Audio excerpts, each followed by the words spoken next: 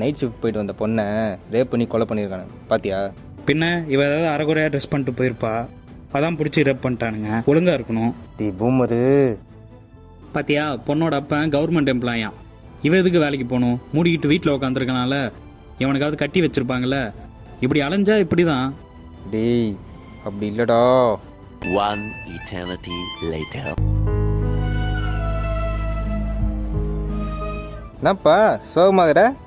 மச்சான் ஒன்றும் இல்லடா, நேற்று நைட்டு டர்ஃபு போயிட்டு கிரிக்கெட் விளையாண்டுட்டு வந்தேனா, பைக்கில் வந்து இருந்தப்போ ஒரு ஆளு பார்க்க டீசெண்டாக பட்டையும் கொட்டையுமா இருந்தான். லிஃப்ட் கேட்டானேன்னு கொடுத்தேன். போயிட்டே இருக்கிறேன், டக்குன்னு கையை விட்டான் மச்சான். பின்னாடில இருந்து அள்ளு விட்டுருச்சு. இறங்கி அடிக்கலான்னு பார்த்தா ஒரு மாதிரி கேவலமாக சிரிக்கிறான்.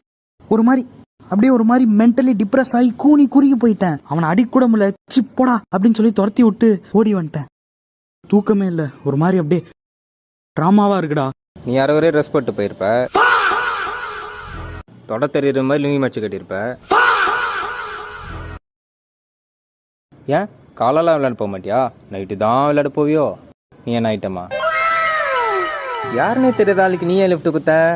புரிஞ்சிருச்சு, நான் பேசுனது தப்பு தான், மன்னிச்சிரு.